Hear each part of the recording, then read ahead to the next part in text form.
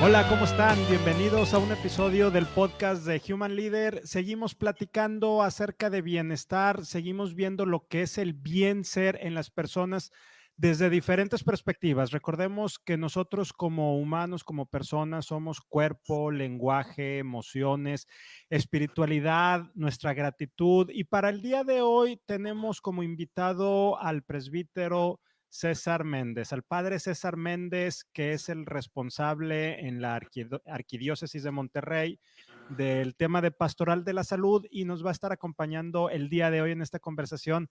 César, muchas gracias por estar aquí con nosotros. Gracias por la invitación. Para empezar, César, platícanos, ¿quién es el padre César Méndez? Bueno, soy originario de aquí de Monterrey, Nuevo León. Tengo 13 años de ser sacerdote. Yo mediante el 15 de este mes serán 14 años. Y tengo trabajando 8 años en sistemas hospitalarios y tengo 6, 7 años trabajando en esta dimensión de salud. Esta dimensión de salud no solamente es, pues obviamente, asistir al enfermo en su situación de enfermedad, sino es acompañar y enseñar a una cultura de bienestar y de salud, desde la integridad del ser, mediante cursos que nos concientizan desde la antropología del hombre para ver las emociones, para ver los deseos, para ver las pasiones, los apetitos, las concupiscencias, cómo somos contingentes, cambiantes, camino a perfección, pero también la parte espiritual, cómo el hombre es una integralidad, una dualidad, en donde no puede descuidar esta parte esencial, porque si no se queda en lo sensible y se hace un meramente empirista, sino tiene que irse también a esta integralidad, porque la salud pues no es la funcionalidad del cuerpo, es la integridad del ser, como ya mencionabas en la introducción. Y mi función es concientizar a la gente que atiende a los enfermos, a la gente en general que no está físicamente enferma, a que sepa vivir, a que desde la familia tenga una conciencia de sí para que aprenda a relacionarse con los más cercanos y de ahí se proyecta a nivel social en un ambiente sano con relaciones plenamente sanas. Me toca hacer ya propiamente hacia los sistemas hospitalarios, pues gestión de relación. Soy quien representa al señor arzobispo, Rogelio Cabrera López, ante la Secretaría de Salud del Estado, pero también ante los hospitales públicos y privados de la localidad. Y obviamente tengo que estar en relación tanto con el gobierno del Estado, Secretaría de Salud, como los hospitales públicos y privados, para buscar el acompañamiento de los pacientes y las campañas de salud en conjunto, de tal manera que seamos en comunión con el Secretaría de Salud y hospitales públicos y privados promotores de salud integral. En los hospitales capacitamos gente para que puedan atender desde el aspecto emocional y aspecto religioso, independientemente de la creencia del paciente y de la familia. Pero también, obviamente, preparamos y acompañamos al personal médico. Son hombres, son mujeres que, como nosotros y como los pacientes y familiares de los mismos, requieren atención, requieren cuidado, requieren escucha, requieren promoción.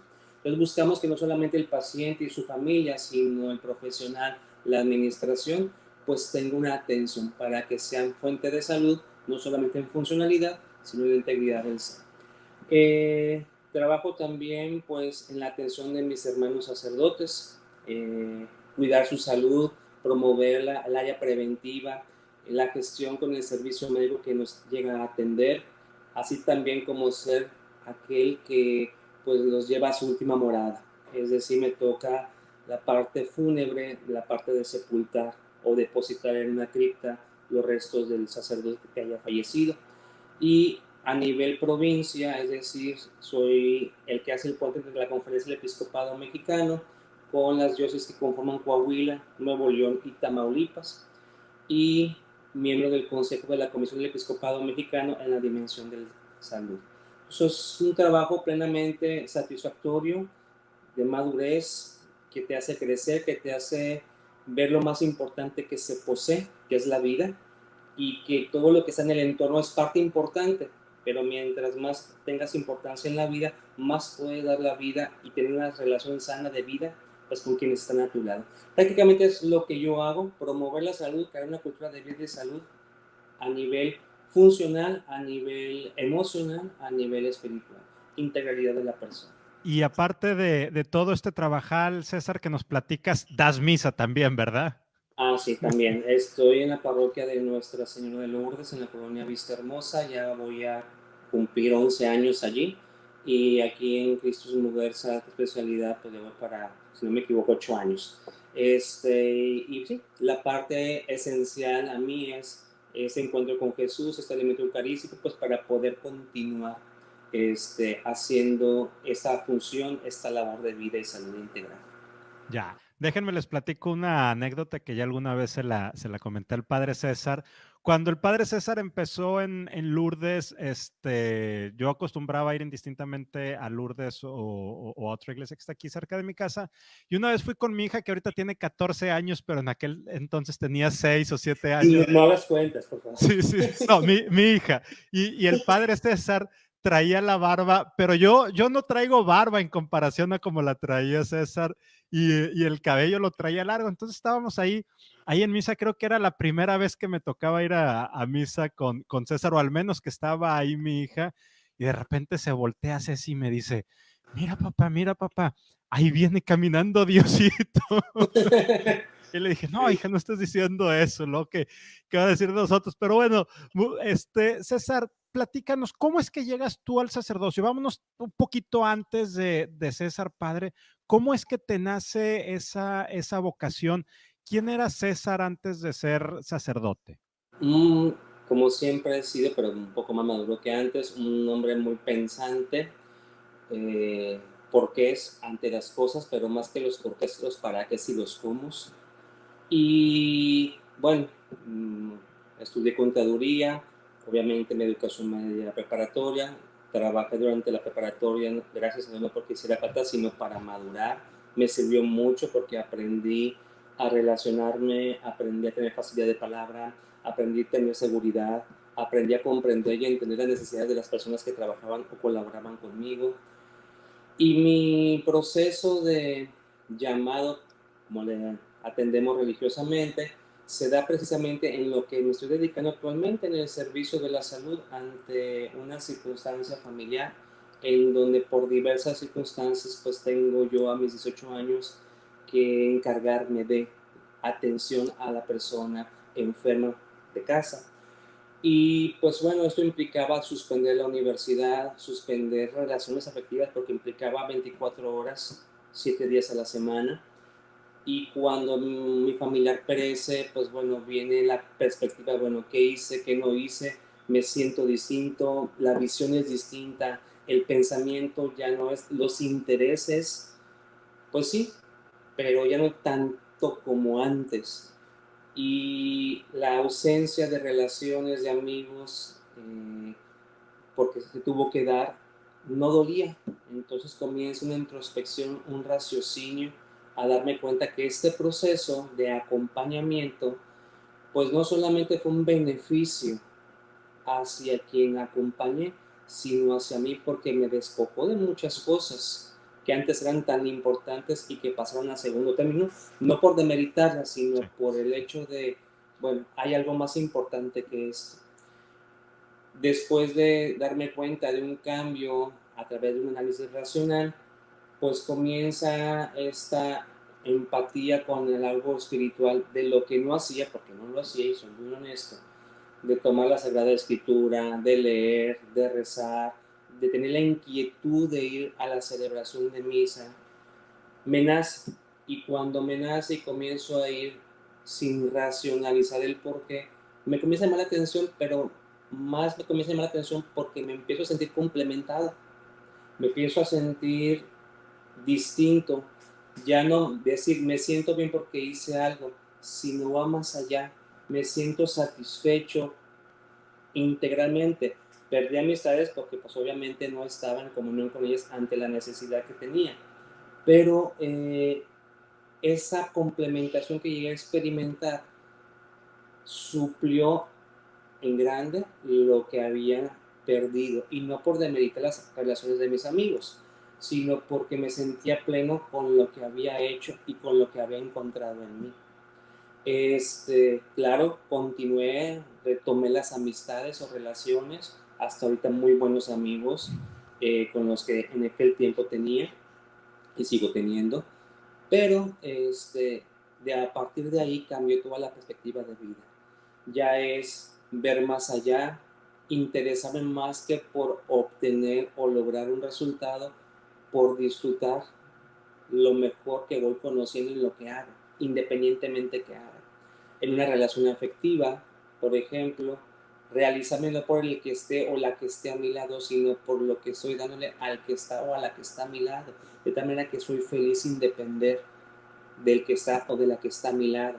Y soy feliz porque estoy permitiéndome vivir lo que soy yo y dando lo que soy yo, y al darlo me siento feliz de que soy yo y que no tengo una presión o limitante de alguien.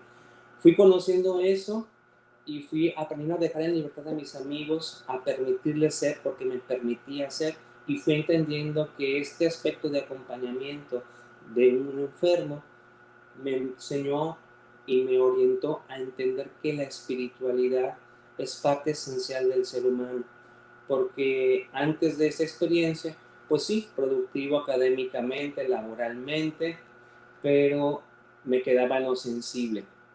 Me sentía a gusto de haber logrado tantas ventas, de haber sacado buenas notas académicas, de haber terminado la carrera, de esto y del otro, pero se evaporaba. Es decir, era como una efusión, una emoción que tenía un término. Y cuando empecé a experimentar esta realidad, no tiene término, sino que tiene constancia, y a pesar de las circunstancias, permanece esta realización aún a lo que venga. Obviamente tiene que venir un discernimiento sobre lo que estaba sintiendo, y el llamado se dio pues obviamente en esta conjunción raciocinio, espiritualidad. Claramente en una celebración de aniversario luctuoso de mis abuelos y de las personas que habían fallecido y que había atendido, pues a fuerza fue la celebración acompañando a mis padres y a mis tíos y demás. Y entonces, dentro de la celebración, el sacerdote en turno era del seminario y dice una frase muy sencilla: Monterrey necesita sacerdotes. Ese fue el llamado que conjuntó la complementación que experimentaba con el raciocinio que había tenido. Ese era el punto clave. Y a partir de allí comenzó un discernimiento. Es una ilusión, es una cuestión sensible, es una cuestión emotiva, para poder entender que realmente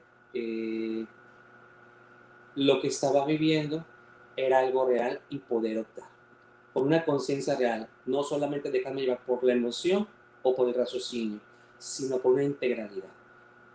Y esta opción obviamente tenía que no solamente decir, la tengo, me gusta, sino tenía que alimentarla todos los días. Tengo que alimentarla todos los días, de tal manera que estar alimentando la espiritualidad no solamente, así lo aprendí, con una oración, sino con esta vivencia semejanza de Jesús, de ser alguien libre y manifestar en libertad lo que es a través de lo que hace.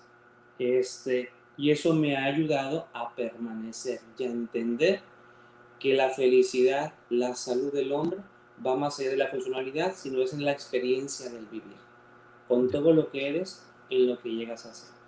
Puedes percibir grandes cosas, puedes darte cuenta y adquirir una conciencia del tesoro que posees, que si descuidamos la espiritualidad o si no la atendemos, no podremos percibir ese gran tesoro. Pero que cuando ponemos atención a lo más importante, siempre habrá cosas nuevas que vamos a conocer. Y eso es lo que nos sostiene y nos hace creer y nos hace saber que Dios ha puesto un gran don en nuestras manos. Y nos sabemos complementados, nos sabemos amados, porque permanece en nosotros a través de lo que vamos descubriendo en nosotros. Y percibir cómo a través de nosotros, para los demás, pues grandes cosas hace, porque con naturalidad, con desmedida y con desinterés lo llegas a hacer. Y esta realización de dar, pues te hace complementarte y no esperar, porque te ves satisfecho en el momento de dar. Por eso dirá Jesús, hay más alegría en dar que en recibir, porque la realización está en el saber vivir, no en el saber tener de alguien más. Entonces, la espiritualidad para mí ha sido muy importante porque la he entendido no solamente como una metodología para alimentar el espíritu mediante una oración o una reflexión bíblica, que tengo que hacerla para poder entender lo que estoy haciendo y para poder ir conociendo más profundamente mi fe. Tengo que vivir mi fe a semejanza de aquel que me llamó a esta realidad. Es decir, tengo que hacer vida y tengo que imitar su persona para entender que sus propuestas son eso y no son una imposición de vida. Entonces, de esa manera, pues voy alimentando plenamente esta espiritualidad. Eh, Plenamente.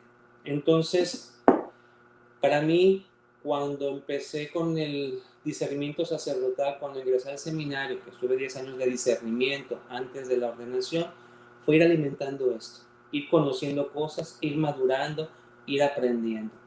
Me ordeno, he tenido 3 parroquias: Santa Beatriz de Sieva en Valle de las Brisas, San Gerardo María Mayela en el fraccionamiento Villalegre de Monterrey y Nuestra Señora de Lourdes en la Vista Hermosa también en Monterrey. Pero lo que más me ha marcado y me ha complementado, no por demeritar la acción pastoral en esas 3 comunidades, ha sido que volví a los orígenes de cómo empecé. Sí. Es decir, el que yo haya llegado a ese sistema de salud, el que al año siguiente de haber llegado, del 2013 al 2014, me han hecho coordinador y se haya extendido la responsabilidad, la relación, el trato con muchas personas, el que las cosas se hayan dado para que haya más responsabilidad, me han hecho madurar y entender que la espiritualidad o la fe sí está en la creencia, pero en la vivencia y semejanza de Jesús. Entonces tengo que poner todo lo que soy consciente en lo que hago para que lo que soy se realice a través de lo que hago y la felicidad, la salud esté por lo que soy en lo que hago, sin depender de quienes estén a mi lado. Para mí esa es la espiritualidad y es lo que me ha llevado, y es lo que en mis casi 14 años de sacerdocio me ha sostenido y me ha hecho entender que lo que yo he logrado, lo que yo necesito, pues es la necesidad en común de todo ser humano. Ya, fíjate qué interesante, César, lo que nos compartes y la verdad es que te lo agradezco mucho. Me llama mucho la atención 2 puntos que mencionas específicamente. Uno de ellos es, dices, bueno, yo tenía 18 años aproximadamente cuando viene ese llamado, es decir, no es algo que existiera de toda la vida, es como que un momento ahí y te llega, digo, ya adulto joven, 18 años, e implica dejar mucho, implica ir dejando cosas, ese camino de desprendimiento que ahorita nos platicabas, para poder dar posteriormente más a la gente, pero tú te tienes, o sea, no sé si es un tema de sacrificio porque tú fuiste dejando cosas con mayor o menor peso emocional. ¿Cómo le podemos hacer? O sea, ¿cómo podemos hacer el resto de la gente cuando encontramos nuestro camino, que puede ser a los 18, 20, 30, 50, nunca es tarde, y saber que hay que dejar cosas, pero que ese desprendimiento no cause un dolor?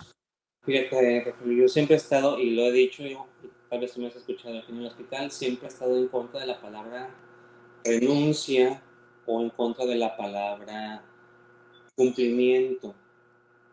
Siempre he estado a favor de la palabra vivencia y opción.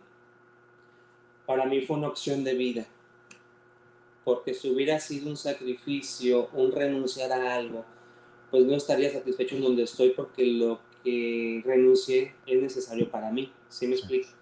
Y entonces ya no estuviera en donde estoy, o si estuviera no estaría tan satisfecho como estoy. Es una opción que complementa lo que tengo ya y que transforma a quienes conmigo están de una manera secundaria. Yo creo que siempre tenemos que ver la necesidad que embarga el fondo del ser. Hago una analogía con el animal irracional. Sí.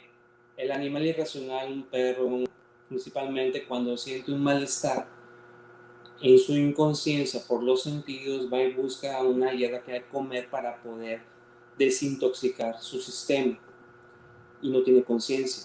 Pero ante el sentido, haz fiel a su necesidad. Nosotros como seres racionales a veces decimos, no sé lo que me pasa, no, sí sabemos, pero nos da miedo conocer y responsabilizar y optar por el bien de lo que nos pasa. Entonces, si yo soy fiel a mi necesidad, si me permito sentir, Rogelio, yo creo que no me costaría optar, porque no voy a renunciar a los que están conmigo. Esos que están conmigo los voy a enriquecer con mi realización. Y entonces mi realización complementará su limitación, como su riqueza en su opción va a complementar la mía. Y la relación, aunque estemos en lugares distintos, tú casado, yo sacerdote, va a complementarnos y hacernos mejores de lo que éramos antes. Pero si tú o yo renunciamos a algo que es tan satisfactorio por estar en un punto, pues obviamente no estoy siendo complementado, no estoy siendo yo y no estoy satisfaciendo, complaciendo o complementando tu necesidad, ¿sí? Por eso la palabra sacrificio o renuncia no va en mi diccionario. Es una opción de vida, como el matrimonio. Tú eres feliz con tu mujer, con tus niñas, y yo te lo veo cuando te veían en la celebración, ahorita por la pandemia, pues no, ¿verdad? Y te veo feliz. Bueno, porque estás optando. Eso no quiere decir que descuides a tus papás, a tus hermanos, a ella, a tus suegros y además. Es una opción de vida. Quitar la palabra cumplimiento. Cuando tú cumples, cuando yo cumplo, esperas una recompensa. Y si esa recompensa no se da como pensaste o en el momento o en la abundancia que esperabas, ¿qué dices? ¿Qué decimos? No, pues ya, no tiene sentido, no fui importante, no valoro mi esfuerzo y voy decreciendo o quebrando una relación y dejo de ser yo. En cambio, si ponemos la vivencia por el cumplimiento, no espero nada a cambio, porque lo que requiero me lo estoy dando yo, no es que sea autónomo, soy autodependiente. Puedes dármelo en reciprocidad, puedes que no me lo des, pero si no me lo das, no me detendré a esperar que me lo des. Continuaré, habrá quien me lo dé, pero con esa constancia, en libertad de ser. Entonces, yo siempre le digo a la gente, no me cumplas, no me renuncies, opta para que entonces vivas. Y entonces en esa opción o tu opción que has tomado en conciencia conforme a tu necesidad, conforme a tus cualidades, te complemente, te haga libre, te haga ser tú, seas hombre, seas mujer. Me preguntaba un día el doctor Manuel de la O que cómo le hacía yo con los colaboradores o gente que trabaja conmigo en la pastoral de la salud, que son propiamente voluntarios, no hay remuneración. Y le decía yo, bueno, pues lo que yo hago es ver que lo que ellos quieren es crecer, les permito crecer, les hago consciente de lo que percibo y que me complementa, y les promuevo, y les dejo libertad, les hago que ellos dirijan, aunque yo sea el dirigente, no estoy por encima, estoy a tu nivel, y como yo tengo una oportunidad, tú tienes una. Les digo, propon, opta por hacer esto, convéncete de que puedes hacer esto, ten la conciencia que hay personas que requieres que colaboren contigo para que entonces esta opción, este acto que vas a hacer, pues te realice en lo que tú eres. ¿Sí?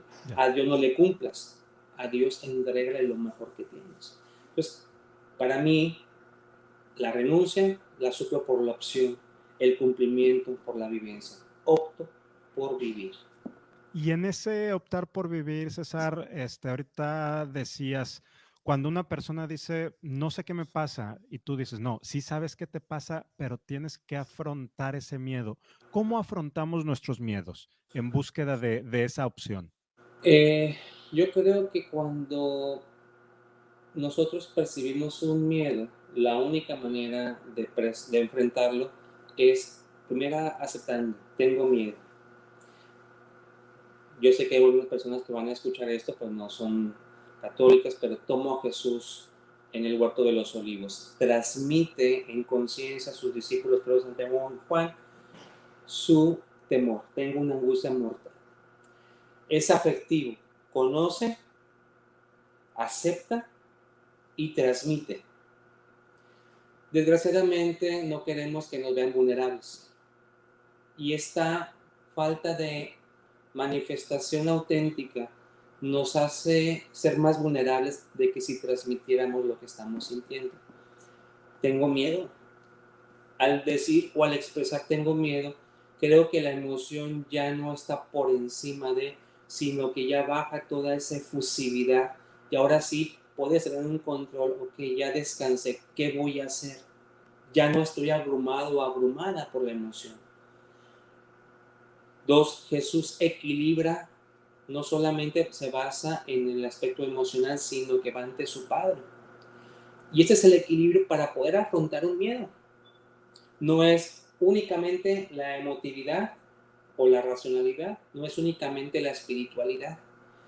Tengo que presentarme ante mi fe, ante mi Dios, no pidiéndole a veces erradicar, quitar, sino con un corazón abierto, desnudo. Siento esto, para que pueda descansar. Pues si llego ante Él con toda la abrumación y pidiéndole más que descansar, más me abrumo. Este es mi corazón, este es mi sentir. De tal manera que logro obtener un equilibrio que me lleva ahora sí a enfrentar. No digo que el miedo haya cesado, sino que ya la emoción no me cega y puedo ver más allá las cosas objetivamente o de manera realista y puedo ver también cómo voy desarrollando, voy fortaleciendo lo que sé de mí o voy conociendo lo desconocido de mí. Pero también voy entendiendo las limitaciones que voy percibiendo y puedo dejarme ayudar por quien conmigo está. Eh, yo con los pacientes, cuando me dicen tengo miedo, hacemos este proceso, bueno, vamos a hablar no del diagnóstico, vamos a hablar no de lo que el médico haya dicho, del tratamiento que te haya propuesto, de los problemas familiares, vamos a hablar de lo que tú sientes e induzco al paciente, hombre o mujer, a que se permita hablar de sí. Es que no sé qué siento, es que no estoy acostumbrado, acostumbrada, es que lo necesario. Hablar de uno sana, hablar de uno libera, hablar de uno nos hace descansar y ver un panorama que no hemos podido percibir. Entonces, es una pedagogía muy sencilla. mm, Atendemos a todos y a todo, pero lo más importante que tenemos no lo atendemos. Creo que vencer el miedo implica atender lo más importante que tenemos y sabernos que somos más fuertes que el temor que podemos tener. Ya, y finalmente, padre César, para ir cerrando esta conversación, que de corazón te agradezco que nos hayas acompañado. En este momento de pandemia, en este momento que hay mucho miedo de muchas personas, tanto de quienes están en sus casas resguardadas, por cualquier motivo, o quienes están teniendo que salir, porque su trabajo o sus actividades diarias así lo demandan. ¿Cómo la espiritualidad nos puede ayudar? ¿Cómo afrontar estos miedos? ¿Cómo cuidar de nosotros, como tú dices, para poder cuidar de los demás? Fíjate que un día, durante los meses anteriores a este, tuve una charla con gente de la Asociación de Alzheimer, principalmente con familiares y con los de la asociación, y les decía, es un momento para reorientar la mirada a lo más importante que tenemos ante la pandemia, ante las propuestas de la OMS, de Secretaría de Salud Nacional, estatal. Hay una voz de Dios que nos pide, más bien nos propone, volver a mirar este gran don, porque lo que nos están diciendo en las organizaciones mundiales, estatales, nacionales, es que cuidemos, que atendamos, que procuremos. Dentro de mis reflexiones durante toda esta pandemia ha sido visualizar como una propuesta de Dios, no como un castigo, no como una prueba.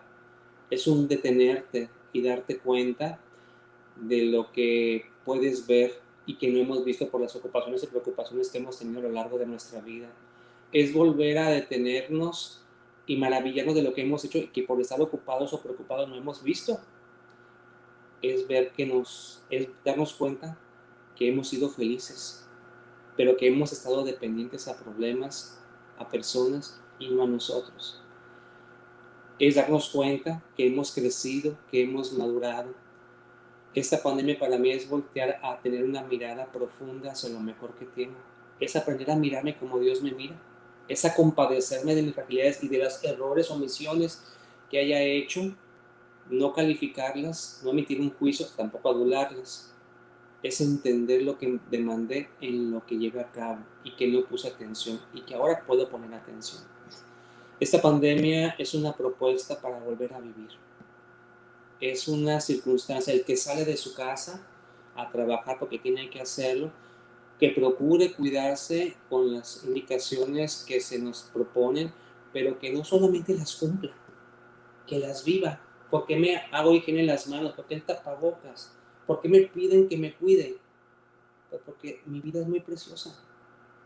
No porque el gobierno me está imponiendo, sino porque se está interesando en mi persona. Ah, caray, soy tan valioso, soy tan valiosa. Y ante estas propuestas, pues no me queda más que entender que Dios me está amando y que tengo que valorar lo mejor que tengo. Para mí siempre las pérdidas, y lo he dicho con los pacientes y la familia, son ganancias, según el objetivo con que lo veamos.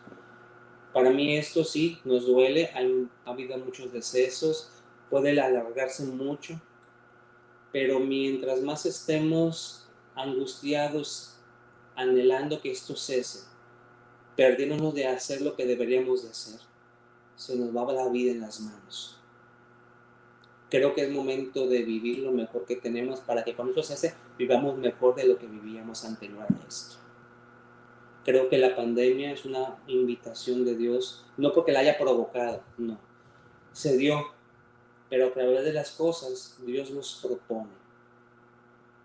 Y creo que es una oportunidad, ante todo lo que se da, de entender lo que Dios nos está diciendo. Cuán valioso, cuán hermoso eres para mí. Y de esta parte, vernos con todas las propuestas que está dando las organizaciones, entender y vernos como Dios nos ve y ver el tesoro que tenemos en las manos. Y ahora sí, ya no voy a cumplir, ya no voy a renunciar, voy a optar por vivir. Que ese es mi lema, hay que optar por la vida. Es el mejor don de Dios, es el mejor regalo, es el mayor milagro de Dios.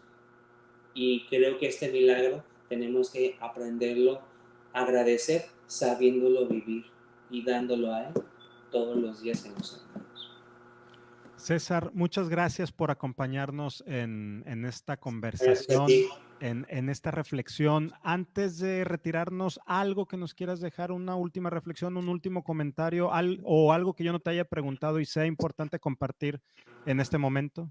Yo creo que, pasando a la última pregunta que me hiciste, creo que es una oportunidad para crear una cultura de vida y de salud. Es una oportunidad para aprender a ver todo lo que somos, para permitirme liberarme de angustias, de preocupaciones, de calificativos, de complejos. Es una oportunidad para comenzarme a amar. Dirá el apóstol San Pablo en la primera carta a los Corintios: si no tengo amor, nada soy. Y empieza a describir, si tuviera el don de lenguas, sería como una campana que resuena. En mis palabras, parafraseando las palabras del apóstol San Pablo: aunque tenga todo, si no me tengo a mí, no tengo nada. No soy nada. No puedo dar nada. Ama al prójimo como a ti mismo. Creo que es un momento para comenzarnos a amar, para amar desmedida y desinteresadamente a Dios en los demás. Y este acto de amarnos es un optar para vivir. Por tanto, vamos a complementar y vamos a enseñar a vivir a los que decimos amar. Y no porque no les hayamos enseñado, sino que nuestra enseñanza perfeccionará la vida de quienes están a nuestro lado. Nuevamente, muchas gracias al padre César Méndez por acompañarnos. Gracias a ustedes. Seguimos platicando del tema de bienestar. Ayúdenos, por favor, a compartir este episodio para seguir conectando con muchas más personas. Nos vemos la siguiente semana. Te mando un fuerte abrazo, César. Gracias. Gracias. Bye.